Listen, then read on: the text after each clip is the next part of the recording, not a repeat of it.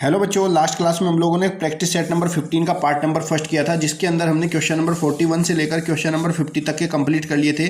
और आज की क्लास में हम लोग इसका पार्ट नंबर सेकंड करेंगे, प्रैक्टिस सेट नंबर 15 का, जिसके अंदर हम क्वेश्चन नंबर 50 से लेकर और क्वेश्चन नंबर 60 तक कंप्लीट करेंगे। तो चलिए शुरू करते हैं। पहला क्वेश्चन देखते हैं हम लोग। सबसे पहले क्वेश्चन नंबर 51 है, संदीप रुपये 5,000 में एक टीवी सेट खरीदता है, उसे 4,750 में बेच देता है, तो उसे कितने प्रतिशत की हानि होती है ये बताना है। तो उसने टीवी खरीदा था 5,000 रुपये में। सो यहाँ पे हमारा क्रय मूल्य जो है बच्चों वो 5,000 रुपये हो गया। और इसको बेचा कितने में? विक्रय मूल्य हमारा है 4,750 रुपये में। जब हम चीज़ को महंगा खरीदते हैं और उसको सस्ते में बेच देते हैं तो हमें हानि होती है। और ये जो हानि होती है ये बराबर होती है क्रय मूल्य माइनस विक्रय मूल्य। क्रय मूल्य मेरा 5,000 रुपये है और इसमें से मैं विक्रय मूल्य को माइनस करूँगा 7,050 रुपये को। तो हमारा आंसर आ जाएगा यहाँ से 250। ये हमें 250 रुपये की हानि हुई, लेकिन हमसे पूछा है इसमें कितने प्रतिशत हानि होगी। तो बच्चों हानि प्रतिशत के लिए हम लोगों को हल करना होगा। हानि प्रतिशत बराबर हमारा होता है, हानि ये सूत्र आप नोट कर लो, बटे में क्रय मूल्य और गुणा में 100। हानि हुई है 250 रुपये की। क्रय मूल्य जिसमें हम खरीद के लाए थे वो 5,000 रुपये और गुणा में हम लोग 100 करेंगे। 0 से 0 हमारे कैंसिल, इस 0 से ये 0 कैंसिल, और 5 से 25, 5 5 25। तो बच्चों यहाँ पे 5% की हानि हो जाएगी। ऑप्शन नंबर 4 आपका राइट आंसर है। अगला प्रश्न देख लेते हैं। ये आपका मोस्ट इंपॉर्टेंट क्वेश्चन है, क्वेश्चन नंबर 52। ध्यान से पढ़िए। दो संख्याएं 3:4 के अनुपात में हैं, यदि उनका लासा 240 हो तो छोटी संख्या क्या होगी, ये हमें बताना है। तो चलिए बच्चों ध्यान से समझिए। देखिए अनुपात हमें 3:4 दिया हो और लासा हमारा 240 है। तो उसके लिए हम क्या करेंगे? सबसे पहले बच्चों जो हमें अनुपात दिया होता है इसका हमें गुणनफल कर निकाल लेना है। अनुपात की गुणा कर लेनी है। गुणा करेंगे तो 3 की 4 से गुणा करेंगे, 3 चौक 12, तो इसकी गुणनफल कितना हो गया? 12 हो गया। अब हमसे पूछा गया है कि छोटी संख्या क्या होगी। तो उसके बाद हमें क्या करना है बच्चों? जो हमारा ये गुणा आया इससे हम लासा को भाग कर लेंगे। ठीक है, लासा हमारा 240 है, इसको हमें इस गुणन से भाग करना है। और गुणा में अगर छोटी संख्या पूछता है तो छोटे वाले अनुपात से गुणा करेंगे, और बड़ी संख्या पूछता तो बड़े वाले अनुपात से गुणा करेंगे। लेकिन उसने हमसे छोटी संख्या पूछी है तो छोटा अनुपात हमारा 3 है, तो 3 से इसमें गुणा कर लेंगे तो हमें पता चल जाएगी इनमें छोटी संख्या कौन सी है। 12 से 240 को काटेंगे, 12 दूनी 24, 0 20 दिया, कितना हो गया? 60। तो छोटी संख्या बच्चों हमारी 60 होगी। ऑप्शन नंबर 3 आपका राइट आंसर है। समझ में आया बच्चों आपको? और यहीं पे अगर बच्चों हमसे ऐसा होता कि संख्याओं का अनुपात दे के रखते और लासा की जगह हमें मासा दे दिया होता तो क्या करते? अगर हमें मासा दिया होता और हमसे छोटी संख्या पूछते तो उस कंडीशन में सिर्फ मासा की गुणा हम अनुपात से कर देते हैं तो हमारी संख्या आ जाती है। लेकिन अगर हमें लासा दे के रखता है तो ऐसी कंडीशन में पहले हमें अनुपात की गुणा करनी है। गुणा करके फिर जो भी हमें लासा दिया उस लासा से इस गुणनफल को भाग करके, अगर छोटी संख्या पूछी है तो छोटे अनुपात से गुणा, बड़ी संख्या पूछी है तो बड़े अनुपात से गुणा। समझ में आ गया तो वीडियो को लाइक करते चलिए अगला देखते हैं। Question number 53। 90 किलोमीटर प्रति घंटे की चाल से जा रही 75 मीटर लंबी रेलगाड़ी बिजली के खंभे को कितनी देर में पार कर लेगी, हमें ये बताना है। तो रेलगाड़ी की यहाँ पे हमें चाल दी गई है बच्चों, और चाल है 90 किलोमीटर प्रति घंटा। और रेलगाड़ी जो है खंभे को पार करती है। तो ध्यान रखना बच्चों, जब एक रेलगाड़ी किसी खंभे को पार करते हैं तब जो वो दूरी तय करती है अपनी लंबाई के बराबर दूरी तय करती है। तो यहाँ पे बच्चों हमारी दूरी दी गई है, कितनी लंबी है रेलगाड़ी? 75 मीटर लंबी है। तो जो दूरी है वो हमारी 75 मीटर हो जाएगी। हमसे पूछा कितना समय लगाएगी। तो बच्चों हमें पता है कि समय बराबर क्या होता है? समय बराबर होता है हमारा दूरी बटा चाल। समय बराबर दूरी बटा चाल होती है। लेकिन साथ ही आपको ध्यान रखना है कि बच्चों हमारी जो चाल है वो किलोमीटर प्रति घंटा में दी गई है और दूरी हमारी मीटर में दी गई है, और ऑप्शन हमारे सेकंड में है सारे के सारे। तो ये जो हमारी चाल है किलोमीटर प्रति घंटा में, इसको पहले मुझे मीटर प्रति सेकंड में बदलना होगा। और मैंने आपको कई बार बताया कि अगर हमें किलोमीटर प्रति घंटा को मीटर प्रति सेकंड बदलना है तो उसके लिए बच्चों हमें इसमें 5/18 से गुणा करनी होती है। चलिए 18 से गुणा करेंगे तो 18 पंजे 90, 5 5 25, तो कितना हो गया ये आपका? 25 मीटर प्रति सेकंड हमारी चाल आ गई।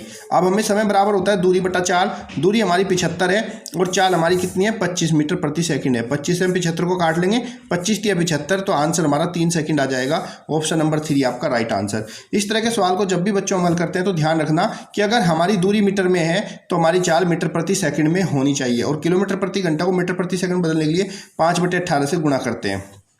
यहीं पे अगर हमें मीटर प्रति सेकंड को किलोमीटर प्रति घंटा में बदलना पड़ जाए तो इसके उल्टे 18/5 से उसमें गुणा कर देते हैं। ये चीज़ आप अपनी नोटबुक में नोट करते चलिए। क्वेश्चन नंबर 54 देखते हैं। इंपॉर्टेंट क्वेश्चन है ये भी। देखिए प्रश्न संख्या 54 में कहा गया है कि 7,702 भाग 43.96 प्लस 25.11 गुणा 45.88 बराबर क्वेश्चन मार्क गुणा 15 में प्रश्न चिन्ह के स्थान पर लगभग मान क्या आएगा। तो यहाँ पे बच्चों में लगभग का आ गया है। तो जब हमें यहाँ पे लगभग मान पूछा गया है तो हम इनकी सबकी लगभग वैल्यू लिख लेते हैं ताकि क्वेश्चन आसान हो जाएगा। तो ये जो हमारा 7702 है ये लगभग किसके बराबर होगा, 7700 के आसपास हो जाएगा। 43.96 जो है ये लगभग 44 के पास हो जाएगा और 25.11 को हम पूरा पूरा 25 लिख लेंगे और 45.88 जो है ये आपका 46 के आसपास हो जाएगा गुणा में 46 और बराबर जहाँ क्वेश्चन मार्क है वहाँ पे x मान लिया, x गुणा 15। इसको हल करेंगे बच्चों, पहले बोर्ड मास के अनुसार भाग करते हैं। 7700 को 44 से भाग करेंगे तो ये आपका 175 आ जाएगा, ठीक है। और प्लस 25 की 46 से गुणा करेंगे ये आपका 1150 बराबर x गुणा 15। अब यहाँ से बच्चों दोनों को प्लस करेंगे, प्लस करने पर हमें मिलेगा 5 7 5 12 और आपका इधर 1 1 2 1 3 और 1 1325 बराबर x गुणा 15। अब बच्चों x का मान निकालना है क्योंकि क्वेश्चन मार्क की जगह हमें बताना था क्या आएगा। तो x बराबर क्या होता है, जो x के साथ गुणा में होता है वो बटे में चला जाता है। तो 1325 भाग 15, 15 से हम इसको भाग करेंगे। चलिए यहाँ से कर लेते हैं 1325 भाग 15, 15 अट्ठे 120 हो जाएगा, 2 3 में से 2 गया 1 5, 15 अट्ठे 120, 10 5 बचा 0, 15 तिया 45 ऐसे आता चला जाएगा। लेकिन हमसे तो लगभग मान पूछा है, लगभग मान मतलब पूरा पूरा मान। तो 88.3 लगभग किसके पास हो जाएगा, 88 के पास। तो x का जो लगभग मान होगा वह 88 हो जाएगा, 88। ऑप्शन नंबर 1 आपका राइट आंसर। जब भी आपसे लगभग मान पूछा जाए तो हम जो भी संख्या दी जाती है उनके लगभग यानी कि उनके नियरेस्ट वैल्यू हम फाइंड करते हैं, फिर उसको हल करते हैं। उससे क्वेश्चन भी आसान हो जाता है और आंसर जल्दी आ जाता है। चलिए अगला प्रश्न देखते हैं, प्रश्न संख्या 55। यदि ध्वनि की चाल 330 मीटर प्रति सेकंड है और यदि बादलों की गर्जना बिजली चमकने के 10 सेकंड के बाद आती है तो बादल कितनी दूरी पर है, हमें ये बताना है। तो बच्चों यहाँ पे हमें क्या दिया गया, चाल दी गई है और चाल है हमारी 330 मीटर प्रति सेकंड और साथ ही हमें जो समय लग रहा है चमकने के लिए बिजली वो 10 सेकंड लग रहा है। तो यानी कि ये हमारी चाल है, ये समय। तो दूरी देख लेते हैं, दूरी बराबर क्या होता है, चाल गुणा समय होता है। चाल हमारी 330 और समय हमारा 10, तो टोटल हमारी दूरी 3300 मीटर हो गई है। क्योंकि हमारी चाल मीटर प्रति सेकंड में थी, समय हमारा सेकंड में था, तो हमारा टोटल दूरी है मीटर में आ गया। लेकिन सारे ऑप्शन हमारे किलोमीटर में है। तो बच्चों हम तो जानते हैं कि 1 किलोमीटर बराबर कितना होता है, 1000 मीटर होता है। तो अगर हमें मीटर को किलोमीटर बदलना है तो 1000 से क्या करना होगा, इसको भाग करना होगा। 2 जीरो से 2 जीरो कट जाएगा, ये जो जीरो बची इससे यहाँ डेसिमल आ जाएगा, 3.3 किलोमीटर। तो ऑप्शन नंबर हमारा इसमें 3 राइट आंसर हो जाएगा कि भाई जो बादल की जो ऊंचाई है वो 3.3 किलोमीटर है जहाँ से बिजली कड़क रही है। अगला प्रश्न देखते हैं, प्रश्न संख्या 56। दो संख्याओं का मास है और लास है 8 और 48 है। HCF इसका दिया गया, मास दिया गया है 8 और LCM लास इसका है 48 और जिसमें हमें एक संख्या दी गई है, एक संख्या हमें दी गई है 24 और हमसे पूछा दूसरी संख्या क्या होगी। तो बच्चों मैंने आपको बताया था जब हमें एक संख्या दी जाए और दूसरी संख्या हमसे पूछी जाए तो दूसरी संख्या बराबर क्या होता है, LCM लासा गुणा मास है HCF और बटे में दी गई संख्या जो भी संख्या हमारे पास है। अब लासा कितना है इसका 48, मासा है हमारे पास 8 और एक दी गई जो संख्या है वो कितनी है हमारे पास 24। चलिए इसको हल कर देते हैं, 24 ही कम 24, 24 दूनी 48, तो 8 दूनी कितना हो गया 16। तो बच्चों इसका जो मासा है वो 16 हो जाएगा। ऑप्शन नंबर 3 आपका राइट आंसर। ध्यान रखना बच्चों, जब भी हमें लासा मासा और एक संख्या दी जाए और दूसरी संख्या पूछी जाए, नोट कर लो फॉर्मूला, तो लासा गुणा मासा बटे में दी गई संख्या जो भी हमें दी गई है उससे भाग कर देंगे, हमारा उत्तर आ जाएगा। प्रश्न संख्या 57 देखते हैं। 437 के अभाज्य गुणनखंड कितने होंगे ये हमें बताना है। सो उसके लिए पहले हम क्या करेंगे बच्चों, 437 के अभाज्य गुणनखंड निकालेंगे। 437 को 19 से भाग करेंगे, 19 का 19, 19 दूनी 38, 19 दूनी 38 हो गया, 43 था बचे 5, 19 या 57 कितना हो गया 23 और 23 जो है भाज्य होता है 23 कम 23। तो बच्चों 437 के अगर हमने गुणनखंड करें तो ये हमारे पास गुणनखंड आए 19 गुणा 23 और हमसे पूछिए इसके गुणनखंड की संख्या कितनी है, तो ये 1 और 1 2, तो 2 ही गुणनखंड है। ऑप्शन नंबर 3 आपका राइट आंसर है। अगला प्रश्न है आपका, 1 सेकंड 1 मिनट का कौन सा दशमलव है। अब 1 मिनट 1 सेकंड का कौन सा दशमलव है, कैसे निकालेंगे। देखो बच्चों 1 सेकंड है, 1 सेकंड को 1 मिनट का निकालना है, 1 मिनट का। तो बच्चों पहले हमें जब हम दशमलव निकालते हैं तो हमारी 2 यूनिट समान होनी चाहिए। तो ये तो ऑलरेडी सेकंड में है, ये जो हमारा मिनट में है इसको भी हम सेकंड में बदल देंगे। 1 मिनट में कितने होते हैं बच्चों 60 सेकंड होते हैं। अब हमें इसका दशमलव निकालना है 1 मिनट का, 1 सेकंड का 1 मिनट का बताना है। तो जिसको भी का से पहले होता है जिससे हम कंपेयर करते हैं उसको भाग करते हैं, तो 1 बटा कितना हो जाएगा आपका 60। अब हम इसको दशमलव में बदलेंगे तो उसके लिए हमें क्या करना होगा, 1 को 60 से भाग करना होगा।